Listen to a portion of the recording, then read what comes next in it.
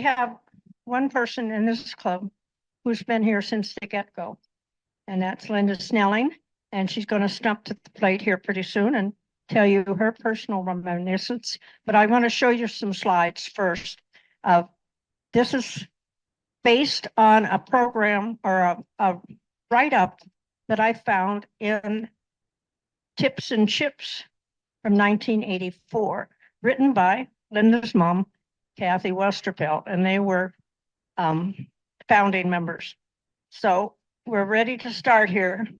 Okay, so this is a program that, like I said, I take the verbiage is from Kathy from 1984. How many years ago was that? That's your math question for the evening. 40 years ago, this is what she wrote, and we recreated it, and we're going to use Linda and Roger and Jimmy. Where's Jimmy? Over there. Jimmy is our oldest member. Let's have applause for a man that has lived that long. He's not our longest standing member, but our oldest member. And so we're recreating. Okay, hit the button. So 60 years ago, now we can go back one. Try again. 60 years ago, March, Al Carolla and Tommy Adenbrook apparently had a meeting. Kathy told me about it one time, had a little gathering, and 8 members got together and said, we're going to have our own club. Some were members of RAMS. Some were members of Colorado Scientific Society. Some were members of Colorado Mineral Society. But they all got together, and their names were Al Carolla, Tom Adenbrook, you'll see a lot of him this year, Phil Gregory, Charlie Horvath, Muriel Corburn, Ross Gregory, Mary Rebicki, Luke Westerfeld, and at that time he was the junior. There have been 3.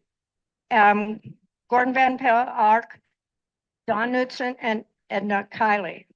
And in 1984, 20 years later, only 4 members were there: Charlie Horvath, Luke, Muriel, and Mary Rebecca. And Luke, of course, was Linda's father. Next.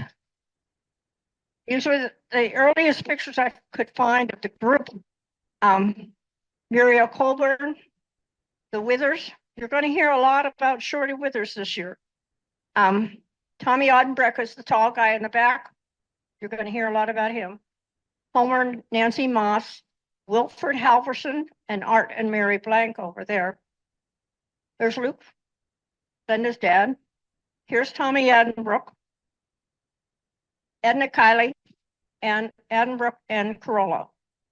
Carolla was apparently a caster, made jewelry by casting, which I don't hear people doing that much anymore. Dave's raising his hand. Yeah, a few casters, but he was our original casters. So those are our 2 founding fathers. Next. All right. At that time, for many years, they met at the First Federal Savings and Loan, which was 3460 West 38th, which isn't too far from here, right? I don't know, what block are we in here? 38th, but West 38th would be over in, yeah, it would be just near here. Now, for you people that don't understand these things, there are 2 shows now. And one is the Denver show, Greater Denver show, and one is the Denver Guild show. We're the Guild show. And now we're the biggest. Anyway. We're the good show. Yes. The first Denver show was held June 26th and 27th, 1965, despite what Mark Jacobson said in his book. He had the wrong one. He didn't know about this early show. And it was called the Gemorama, and it was at the fairgrounds, but probably not in the building that we have today. It was probably, what? I can't hear Linda. Was it in that building? That building's that old? Wow. So she was there. She's going to fill in the details. She should come up here and get a microphone. And what Kathy wrote was that our club was very active in that show for a while and then dropped out. But then we came back in. So what caused that dropping out, I don't know, but Linda probably knows. Anyway, that's the article about that first show. And that's information that is not in Mark Jacobson's book. Okay, just want you to know. Next. Always have had picnics. We've always had banquets or parties. And we've always given scholarships. The first banquet was at St. Johnson Cathedral Parish Hall. And I have a feeling that's not far from here. I don't know where that was. The first picnic was at Barnum Park, which is over there along 6th Avenue, isn't it somewhere? I don't know exactly where it is. It's near 6th and Federal. 6th that and area, Federal, yeah. South of there. And it was held there for quite a few years until the Rooneys joined. And then it was held at the Rooney Ranch at the picnic ground. So when you go out to Dinosaur Ridge, you'll see the council tree up on the side of the hill with a wall around it. That was the picnic grounds that Rooney's had at that time. And we have pictures of our club members up there. That tree is over 500 years old. Thought you'd want to know. We cored it. Okay.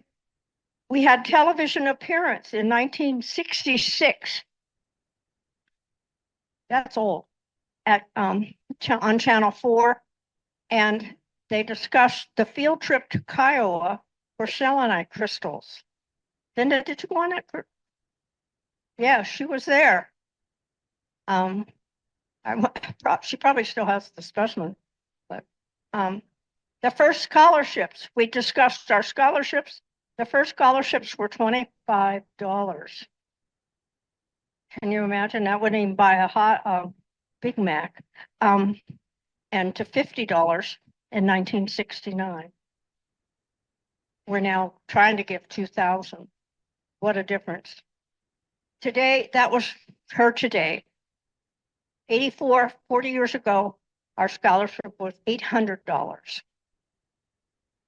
So we've come a long way in the scholarship department. Next, please. There's for a long time, from the very first year to about, 2007, something like that. I think it was after I got crowned and I did away with it. Anyway, we crowned a man and a woman members, be king and queen, and we honored them with these beautiful handmade tiaras. And these are just some of the pictures I found. Pete Nerai. And is that, who is that? It looks like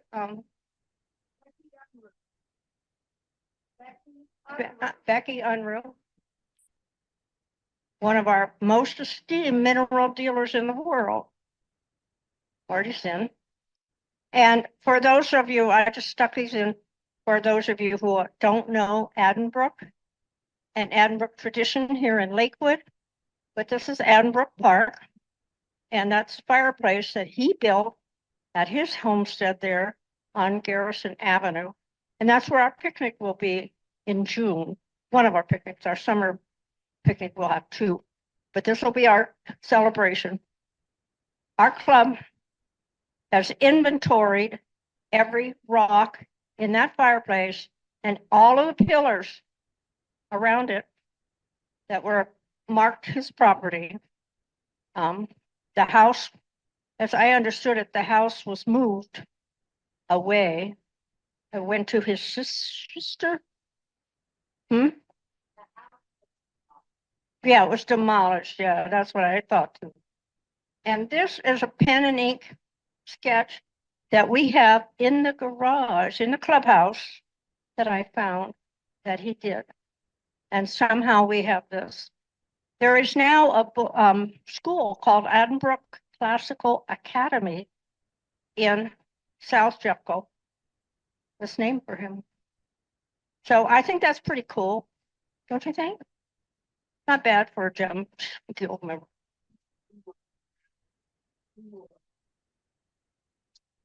He did. It's signed. He signed it. Yeah, that I was just so surprised when that showed up. We have a lot of stuff in the clubhouse. If anybody wants to really help, we have a lot of stuff to sort through. Okay, next. We have always had meetings and we've always had shows. The first show our club held was in 1971, and that was held at the Villa Italia Shopping Mall. For you people that remember that, okay, we're looking at a lot of people here that remember that villa and miss it, right? Because Belmarsh. Anyway, this is the poster, the flyer that we sent out to advertise that show. So we've come a long ways in our poster development. Speaking of the posters, over here on the wall, we've posted posters for the Denver show from the club collection. We have a lot of stuff in that collection, and a lot of it's not rocks.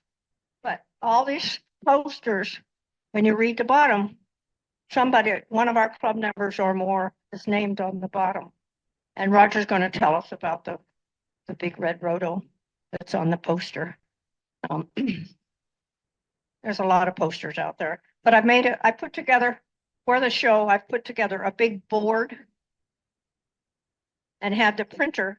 I put all of the posters on this board through the years, every year except now year 2000. And I can't find a year 2000. I think Paul has it. And I can't get in touch with Paul. But I put up our banner instead. But so when you come to the show, you'll come into the lobby, and right there at the kitchen door will be this big board with all of our posters. It's kind of cool. Next. Notice that we are the best around. Did you read that? I'm trying to give you time to read this stuff. Okay. The Guild Gold Mine. A lot of people don't know about the Guild Gold Mine. And that's above the door in the clubhouse. But what was the Guild Gold Mine? In 1975, group of the members, we knew the American Federation was coming to town, and they wanted to publicize mining. Colorado's a little bit concerned with mining, and so they wanted to make a mining demonstration or mining exhibit. And so they built a little gold mine and put in timbers, and they had just buckets, they had drills, big drills, they had mining equipment in there to show people something about the history of mining. And it was put up first, if I have my story right, it was first set up at our own show at Villa. Then we couldn't keep it at Villa. They moved it out to the School of Mines, to the museum, the Geology Museum. No, Linda says I'm wrong about this.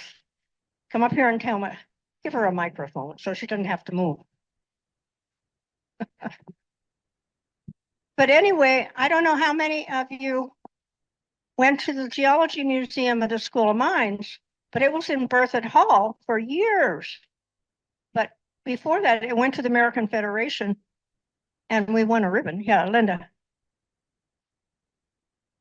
Hello. Yeah. When they decided to have the club, the members when they decided to do the show. Put it big up. Show. There When we they go. did the big Federation show, prior to the show, several members in this club got together and created that mine at Berthoud Hall. And it stayed there until they moved it to the big show because it was their display. And then it moved back to the hall and stayed there until they moved the museum. And that was, the museum moved, what, 20 years ago? Well, where's Bruce when I need him? Anyway, so we won awards. And that was a big project, but a lot of people don't know that our club is the one that had that. I'm gonna bring the sign to the show and figure out where to hang it or set it at the show somewhere, so so you can tell that story. Because I suppose people only of my generation would have seen that mine in Berthoud Hall. Okay, next. Field trips and awards. Oh, we're good on the awards part. Okay, the first award we won was in 1975 at that American Federation show. And Walt Risch was the president that year, and he was chairman of the show. And I found a note or in president's message or something in a newsletter that he said, I don't know what that was for. I wasn't impressed. And Linda, that was your former uncle or ex-uncle? I can't hear.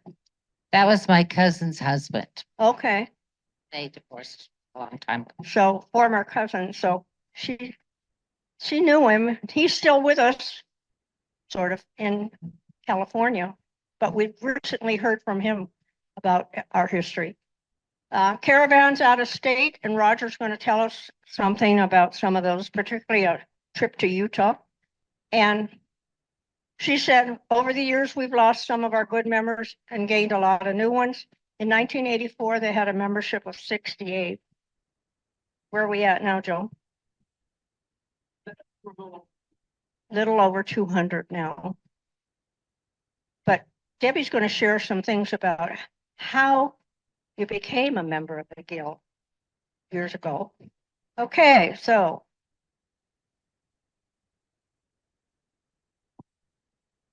if it is, there we go. So tonight we're going to have Linda talk, and that's the earliest picture I have of Linda. Yep. In 1969. Okay, at the picnic. There's a second generation. This picture here is that's him right there. That's Roger.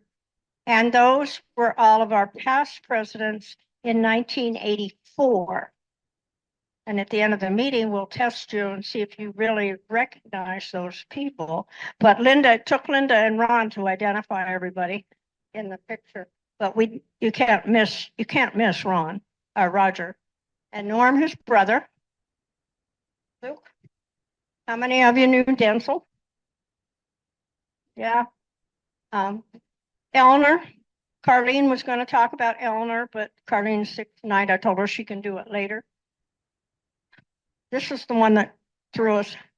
That was Harvey Hilliard. Harvey Hilliard. He used to live across the street from And Don Carter. Don Carter. And Charlie Horvath. And Muriel Colburn. And I ran in her supplement this last month. I ran an article that she had written about fluorescence. And so you're going to see a lot of these people in the next year or so. So, and Jimmy. Okay, next. And we're going to talk about a lot of people. We're going to talk about Shorty and Leona Withers. There's in the clubhouse, and there are probably 1,000 slides. You remember 2x2 slides? That Shorty took of micro minerals, which are now in the Museum of Denver. And there's a book. Ron, how big is that book? It's this thick, right? Yeah. Lists all of the micro mounts in the Denver Museum collection that he took pictures of, recorded. And we have a lot of those slides. We're talking a lot. That's somebody that Linda knows really well. That's the third Luke, who wouldn't be here tonight. They were gonna rebook her. Anyway, but Luke Jr., this is Luke, the real Luke Jr. that we know, won, what is the junior exhibitor He won the Junior Federation show for minerals. in 1975. No, 70. Ron, 74. am I right? It was 74. Yeah. And I'd really like to have that collection shown at our show, don't you think? If they can pull it off the shelf, steal it. Anyway, Lillian Hicks in the calendar. What we chose for the monthly right-hand corner piece are some or most of Lillian's paintings that are framed in barnwood that her husband Cliff made. And you have what, 8 of them? Something like that? Yeah. They have quite a big Probably collection. at They least 8. sort of collected them through the year. But we used to give those as awards for members coming to different things and doing different things. They would get a Lillian Hicks painting. You have any? On Lillian's pictures, they are not just a painting, it's in 3D. I mean, there's wood involved. She built the picture in there. But you called it a painting, but it's not. She painted around it, but she also built it in 3D relief. Yes. I have about 5 or 6 of hers. Debbie's got 5, so that's, I want to say, if we have a club treasure, Lillian Hicks paintings are the club treasure. If you have them, they're hoarding them, obviously. But you can see yours in here. We'll let Debbie talk about Eleanor in a minute. The Breckheisens, Rick Heisens used to live next door to my mom and dad. My whole life. We lived at Salisbury down by 52nd Wadsworth, and then we moved to Salisbury where they're at 76th and Wadsworth, and the Breckheisens moved next door. So they've been in my life the whole time, and they joined the club shortly after my mom and dad did. it's like Rockhound Center. Because Yes, they went on because the every, Hilliards used to live right across the street, and they were Yeah. also involved. so they went on all the field trips. And what I remember best about the Breckheisens is that they bagged all of the little samples for the grab bags for what, 30 years? And I think we still have some of those samples in the garage that they bagged. That's a big job. Now Sandra's mother's doing it, Kathy Honda's doing it, but that was a big job. And of course, Denzel. We all remember Denzel. Those who knew him will never forget him. So I'm gonna, we got a couple more slides and I'm gonna have them come up and tell their stories. Roger's gonna talk about Burton case. They're up there. And no story in the Rock Club is complete without Glenn and Joan Johnson, the other Johnsons. They have, they moved to a pecan farm in New Mexico. A bed and breakfast with a pecan farm Yeah, in, it's now Yeah, closed it's and they now moved to closed. town or something. they were in, not yet, they're in the process. I'm going to tell you something really weird. This is weird. This is how haunted we are. I had just finished this slide and my cell phone rang and it said Joan Johnson. And I went to answer it and nobody was there. Isn't that weird? But that's the way this club operates, okay? Been trying to reach Glenn and Joan both. And I have their phone number and everything. I called and left messages and nobody's returned the call. And the last time I talked to Joan, she said that Glenn was having trouble with memory and things, like early stage dementia. And but that's the last I ever heard from him. So I think that's why they probably, because they used to have all these bead shows. And he had these great big bands and all that he carried all that stuff in. But and they had I really wanted to go down and visit that B and B because it was really nice. And he talked about the Mexicans who would come in and steal the pecans from their farm, but shake the trees or something. So anyhow, I wish I knew what happened to him because neither one has called me.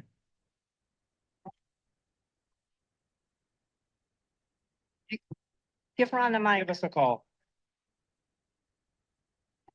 Yeah, we went down and saw them this summer, Roger. So just give us a call. We'll tell you what's going on.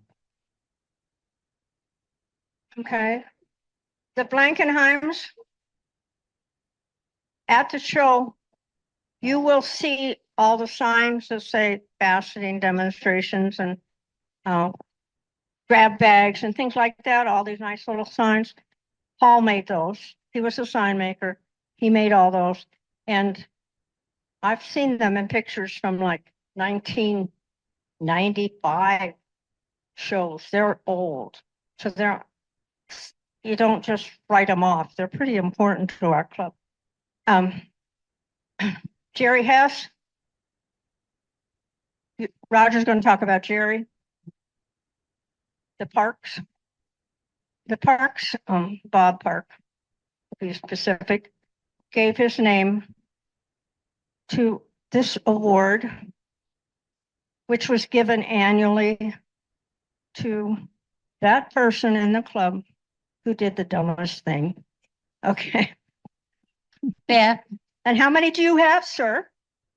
Beth, He has Yeah. 3. I have 1. Here's one of his. Mine's a silver horse. Okay. But they gave me a horse because, of course, I'm horse oriented. Yeah. That award went away, I think, soon after I was president. Anyway, so,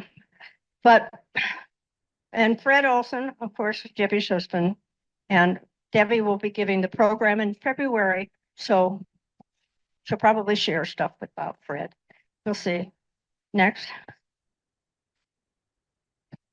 And other ones we heard about, Dave and Virginia Weller.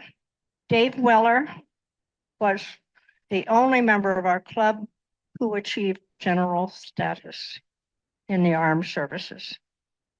And they were probably the nicest people this club has ever known. They were wonderful. Max and Kishil, we know their kids, Norma and Scott Rust, are K&M. They'll be at the show, and probably Maxine will be there at least part of the time. Keith passed away. Keith won the People's Choice Award a number of times with his faceting exhibit. Chauncey and Sandy Walden, they're out south, you know them. Chauncey was very active very early. I was surprised. I didn't know they were early, that early in the membership. Joe and Margie Payne, life members that they have a nice dog named Paisley who stays with Marge Becker when they go away. And so we hear about them. But Margie took most of these pictures, you know. Rick Estes, we came by his house on our way up here. We have a cool picture in the archives of him in a hole out in Utah somewhere. It's with his butt up in the air, and Margie's having him say something that's not nice. Anyway, and Bill Piety, we have to talk about Bill a minute. He was ardent member in what, 1990s, 2000s, and then he died of cancer, and he's left us, you heard about the time, what did you call it? The time deposit that's in the library, in the treasury, is courtesy of Bill. for our club maintenance costs. That's what we use, no? Reclamation, yeah, which is maintenance. So Bill's pretty important in the history of the club. Next. So I'm going to turn it over to Linda first. And she's going to tell us about her early days going on field trips with this bunch. Come up here so we're recording this. Beth, I really hate public speaking. That's all right. I really You're- hate We're this, not, we're and I not haven't public. prepared anything. We're not public here. We're pretty private anyway. Until it goes on the internet. I want everyone to know that Beth is forcing me into this. I'll help her. I'll help her. Get in front of the camera here. I know, this is good. I have a lot of pictures of Linda in the club archives. I just sent her. Did you get those that I just sent you? I have, Oh, yeah, I just sent you 3. I came into the club because my father Is that and on? my mother were in the club, and can you all hear me? Then Yes. We need to put that stuff. I don't, but okay. And it was great. I was like 6, 7 years old when I was first inducted. And, you know, being a child, I was spoiled rotten. Sure, Leona Withers and I used to sit in the back of the meetings and giggle and talk and get in trouble. And then the Halversons, we would go over there and visit and have a good time, and they give us rocks, and everybody gives you rocks when you're young. And then we went on a lot of field trips. We had a Ford truck with a camper shell, and we'd stay in the back of the camper, and then we'd get out and we went to Jet, Oklahoma. That was so much fun with the club, and the best dig in the world, because you just go out on the salt plains, dig a hole, start shoveling water at your hole, and you find rocks. But as a kid, you just wallow in the mud and you run, and then your clothes stand straight up after you're done, and you throw them away. And I'll never forget, we had the Spellmans that were in our club, great family, and their little girl, her mom says to her, "What are you doing?" She goes, "I'm swimming." And she is just covered in mud. So that was a good time. And we used to have the best. Then I met Ron and we got married, and club was all there, and we started doing a lot of things with our board. We'd have big potlucks at every board meeting, and we just had fun. We played games. We went rock hunting a lot, drank a lot, ate a lot, talked a lot. We did hikes and just good times. I just can't tell you how many good times we had. And a lot of good people that I miss dearly that not most of you have never met before. But I can't even tell you about them because it makes me sad. And that's about all I got. Okay, Roger.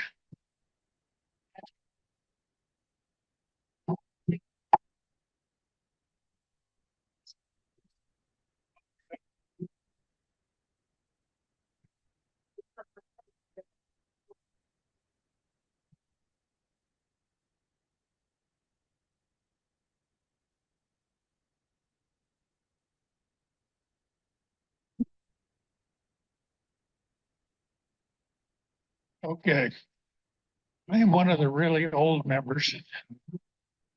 And literally, I joined in 1975 and went on I didn't never, I studied geology in college, and my brother, member of this club, and his name is Norm, and he invited me along on a field trip, and I really had fun. And then after that, I became addicted, and I went everywhere. In fact, getting back when I first joined, I was in this church, and when I was a explorer Boy Scout, and I went to Blue Ridge High School. Scout meetings were in the basement of this church. That's where I got an Eagle Award. Oh, I'm very proud of that, even though things changed. We used to, we'll talk a little bit about Bob Park. He was our minor professor. Bob Award for. But the guys used to, just the guy, used to go on a field trip to the Topaz Mountains in Utah. And we stayed at the Rancher Motel. And Jerry Hess, too, he made choke cherry wine from the fence in his backyard. And the women really didn't care for it, but it wasn't all that good either. But after the first two swallows, it became really good. So when we went to Utah, just those guys, sometimes there'd be pages from my son was 17, clear to 80 years old. And he brought a magnum of choke cherry wine, and we sat out of this little green area of grass by the Rancher Motel, and he had brought a magnum of wine to celebrate every, was just delightful. But Jerry taught me acid, first joined the club. I didn't know it. I didn't know about minerals for that matter. But he taught me how to fasten, and I said, I don't have any material. I want some cheap material to fasten. He says, you never bought cheap material to fasten. It's as hard to do a cheap material as it is difficult.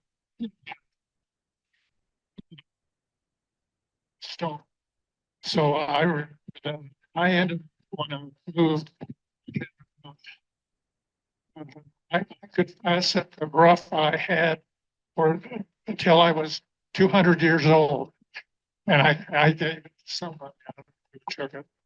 But we really had a good time over there. One time, Jerry, we were over there and it's a group. And my brother, I was digging in Maynard claim, which was about 10 miles north of the Topaz Mountain. And it was a private claim, and we had permission to dig. And I was dug down in the ground, and it was a kind of a tube with a topaz in it. And I was digging in this little area under.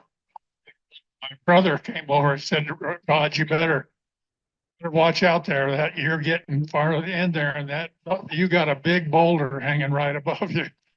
And I said, yeah, I know. I had been taught as a new digger that if you're digging any place and you see some little trinkles of dirt fall down where you're digging, get out of there. And it wasn't 5 minutes later, and I was still digging there, and all of a sudden a little stuff started moving, and I heard a snap. At the same time, I jumped backwards. Well, I was on a little ledge there, jumped back and landed in snow in the bottom. Couldn't even find my glasses. But I knew the instant I heard that noise, and this boulder was about the half the size of a little Volkswagen Beetle. I mean, these were dangerous times, when we were digging, and you really had to pay attention to little things and your older members that told you what to do. And it was I had one other time that I saved a guy's life. His name was Ryan Bowling. He was a college student at School of Mines, and we went out Mount Gerald. We were my wife, and he was working on this little big fry bar. And fry bars, like 5 feet long. You could really get bricks and get it. Well, we were on a little ledge, and it was just a narrow ledge. It's up. and his plyboard came loose. Loose, and he goes backwards, and I'm standing behind him. It's 10 feet away, but I just reached out. So I always told him he became a really good mineral collector and had a amethyst mine in Georgia. Told him, all you had to do, Ryan, is just in appreciation for saving your life, is give me a specimen from your mine. And he still to this day does.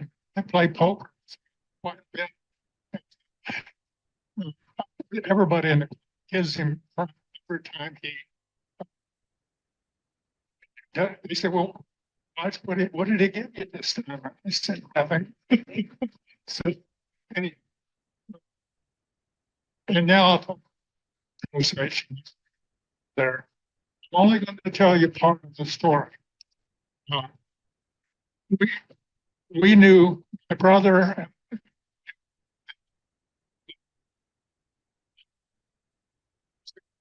He owned the mine. We owned this. And my brother got permission to go one time and talk to him to see if we could go in and look them up. He said, yeah, I have to go into BC each summer and fix the gate across the entrance to the mine. It was a horizontal entrance there. So he said, yeah, come on in. And so we went up there. He said, yeah, you can look around and anything you find, you can keep. We were in a tunnel like this, and then she went in there.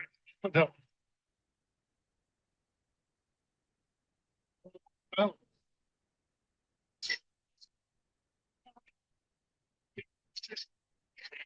that's so close. And we hit the Dionysus rhodochrosite. I didn't even, it was so new, 1975. I was so new, I didn't even know what a good rhodochrosite was. And so since we had so much collected, the rule was, since my brother, he had, he provided all the drills, tubing in to drill the drill. And I was his brother at third choice. At third and fourth choice. It came so more. And I had the third and fourth choice. And so I said, I don't know what's nice. And they actually pointed one to me out, two of them. I had the third and fourth choice. And then after that, we just kept rotating. And the piece I had found, or that they suggested, was an unbelievable piece. And I've got a picture going around. There was at the main show, I used to compete with my collection and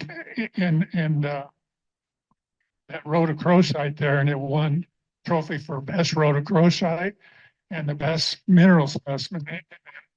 And there was another guy from Germany that had a case right next to mine at the Denver show. And he looked over and saw that piece. He says, is that piece for sale? And I said, well, I'd recently had, this is the trophy I got.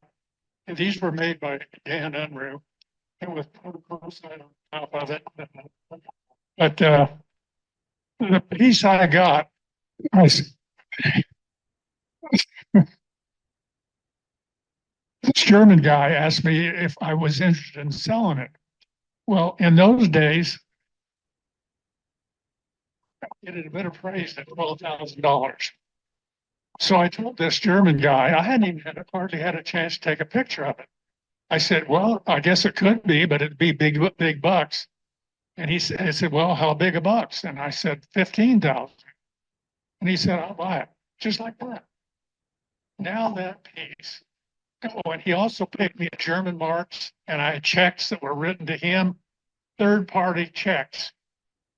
Believe it or not, and every one of them cleared, but he wrote me a check. Oh, the next day, he said, you still have those German marks? And I said, yeah. So he said, well, I'm gonna buy it back for it, because the value went up in the marks. So he bought it back from me, but he wrote me a check for $5,000 US to, in case any of those third-party checks didn't work. And every one of them cleared, and I kept that $5,000 check for a long time. I obviously never cashed it, but, and In Shorty's slides today, I found a picture of a rhodochrosite specimen from Sweet Home that was, he said, sold at Tucson in 1978 for $24,500. So we already knew about the Tucson, or about the Sweet Home good stuff. That's- It wasn't just Brian Lee's who it was the best Sweet Home Mine became the best rhodochrosite found anywhere in the world. went anywhere on them. And And of course, there's a the picture. piece I have here now, if I'd kept it, would be valued at $250,000. I didn't keep it because in my time, 15,000 was a lot of money. But I wish to heaven that I had kept that. Even It- today, it would was- be a lot of and money. It's a beautiful piece, but, I don't, what else you want? Oh, this- I'm not gonna go into details of how we collected it because, If you want to know later, this is the president's trophy that he was holding in that picture. Yeah. So that shows you that this club are a bunch of hoarders and we save everything, okay? Including slides of specimens that sold for $24,500 that weren't ours, unfortunately, but close. So, I'm so excited because Luke, we have Luke's President's Trophy, now we have Rogers. What's the chance, first of all, that we had the picture saved, not only once, we had 2 copies of it, and that we can go back and get the trophies, and you will find them in a case. We have a case being developed right now. It's called the Guild Goals for the Gold. And we'll have all these old trophies on exhibit to show how but let me add. driven we are. Let me add something to that. These trophies, this one has a rifle in it. And we took the rifle out later because some people objected to that and just put a walking cane. But it had a rifle in it, like a real prospector, you know. But it was my wife who passed away about 1 year ago. We were together for 64 years. 60 of it married, 3 years we did before that. And she was president of the club in 1986, where I was. And I always felt that was really an imposition on me as a new member. I had just joined in 75 and they wanted me to be president in 1986 or 81. And I thought, I don't know the first thing about being a president of the club. And they said, oh, it's easy because you got all these people helping you. And it's really true. Being president of the club is really, you meet in the field trips to all these things. That's where you meet your people on field trips too. I wanted to pass that on because you don't meet them at a club meeting and talk about their past or anything else like that. And I did want to add one more thing about Jerry Hess. Jerry Hess was a B-17 navigator in World War II. That's a long, I mean, I really picked him on his brain about what happened. And there was 4 officers on these B-17s. They were called the Flying Fortress because they could fly back with maybe only 2 engines running. And I said, did you guys ever get shot down? And he said, no, but we saw a bunch of them get shot down ahead of us. He said, we never even thought about it because we always felt it was going to happen to somebody else. But he said, when a plane right going out in front of you was shot down and turned, he said, we always look for parachutes. And when none came out, you knew the whole crew was going, there's 10 of them go down with that plane. So, he said the closest he got hit was at 40,000 feet, they were flying.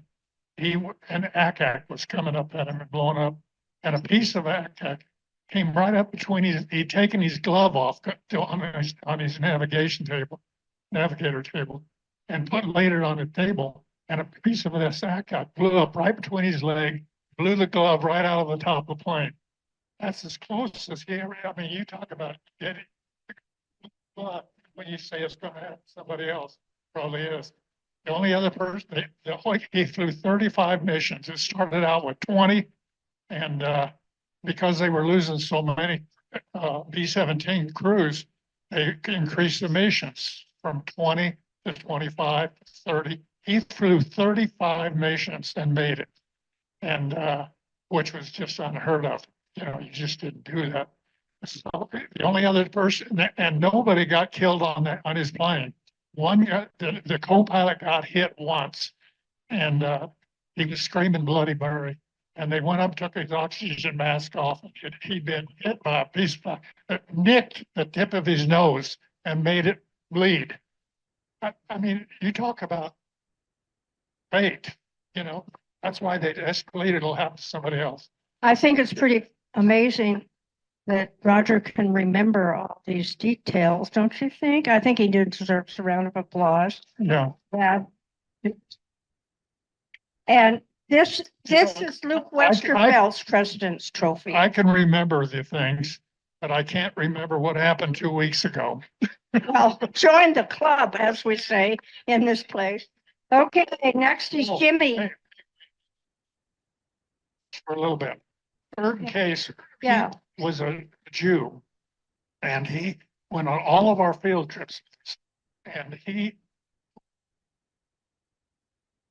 didn't understand American humor, because on a field trip, when you're all guys, they give each other all sorts of crap. And he'd come up to me and says, Raj, they're kidding, aren't they? And I say, yeah, but they're kidding. Well, he wasn't married then, and his wife was 17 years old, and he didn't know her then, but she was helping the American underground for the down pilots escape out of Germany. Very, Netherlands, she, Netherlands, not Germany. no, I don't. Oh, okay. And it was dangerous if you were trying to protect anybody. But Bert, and then he met Case on a cruise ship, believe it or not, and they married there. And one time on 4th of July, my son, in 4th of July, you know, these stringers of fireworks that you can get, light one in and all of them will go. He tied it to the front of their trailer. And when they opened the trailer, to everybody's trailer, these things went off, and it scared the living daylight out of them. You know, they were just, thought they were being shot at. You know, it was just really scary. So that's. And of course, we thought that was pretty funny, but Yeah, that tells you what we did to people. Anyway, next is Jimmy. You can lean against the wall. Thank you.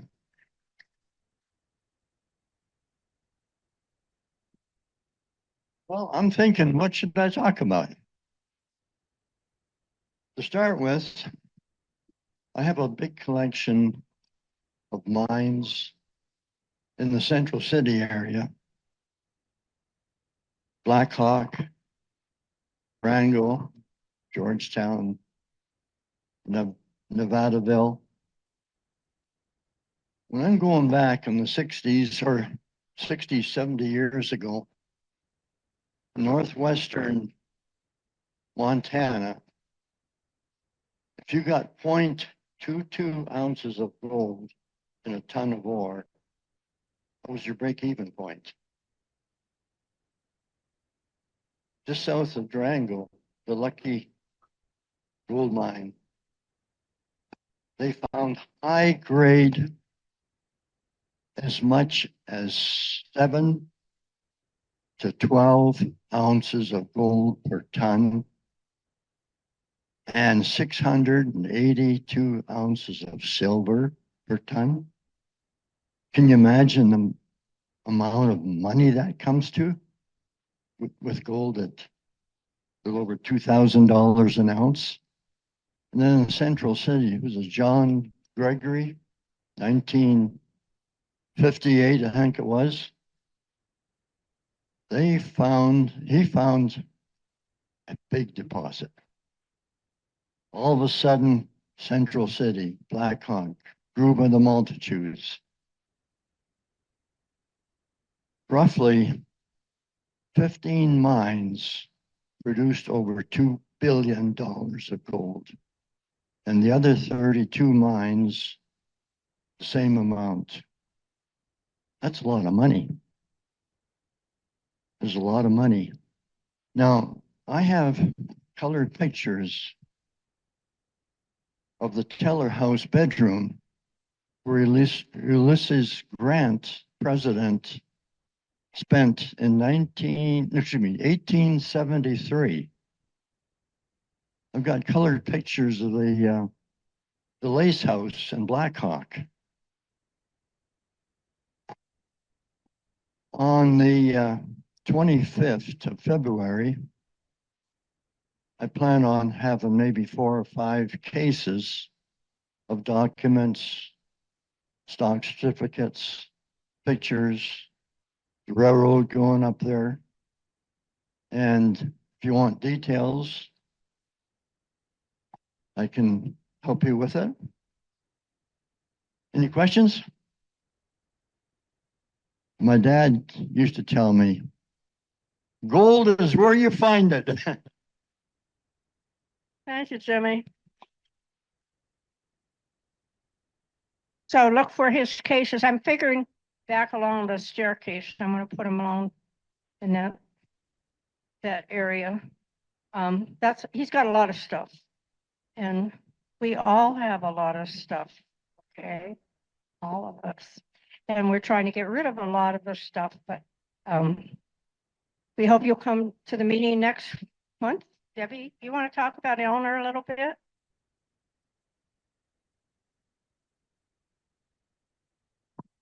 So I'm Debbie Baldwin, and my husband was Fred Olson. Fred and I were both geologists, and when he moved from Florida to Denver to marry, when we were married, he was really interested in joining a club member. I mean, joining a mineral club. It's on here. Yeah, joining a mineral club, and his paths crossed with Chris Tompkins, who is another one of the old-time members, and told him about the Denver Gem and Mineral Guild. And so in about 1984, I believe, Fred was planning to join the club.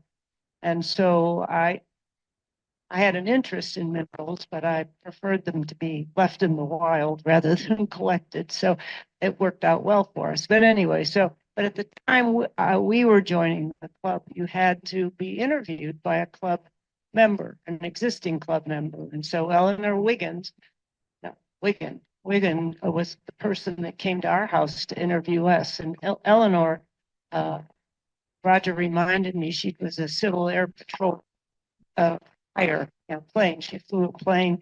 I don't know. Well, whatever. Anyway, she was a formidable person and a very avid collector and an accomplished lapidary person and very serious about the hobby. And so she came to our house, and my little knees are quavering, but anyway, we passed mustard, and so we became members of the club.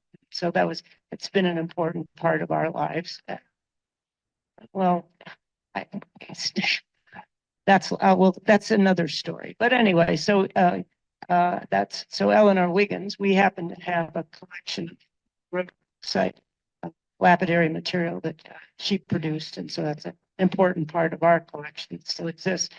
But I would say Roger mentioned the guys to Utah, and one of the things they had the opportunity also to collect in Utah were the red topaz, and that was in addition to the not red beryl, yeah. In addition to the topaz, the red beryl. So Glenn Johnson that's been mentioned, Roger, Fred, they've gotten some beautiful specimens of that they were able to collect. And so while the guys were out in Utah, the women were not idle. And so we'd go up to the YMCA camp in Rocky Mountain National, or outside Rocky Mountain National Park, and rent a cabin or two up there and have parties up there. We'd have potluck dinners and go for hikes and participate in some of the events at the, tie dyeing and that kind of stuff that the YMCA offers. And every once in a while, some of the gals would go wandering off and get lost, and hours later and they come wandering back. But anyway, we had lots of fun, played games, talked, chatted, and so had a wonderful time too.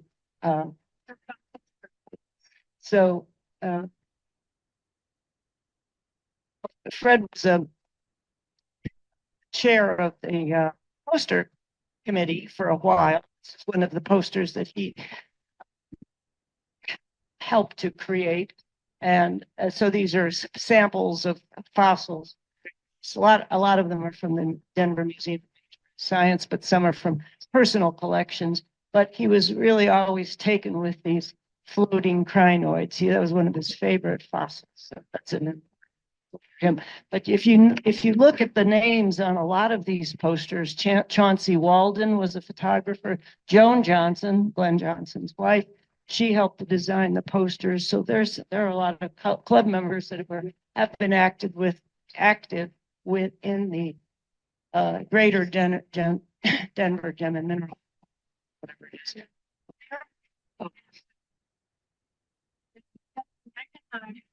Yeah. Oh, but this is Norm's.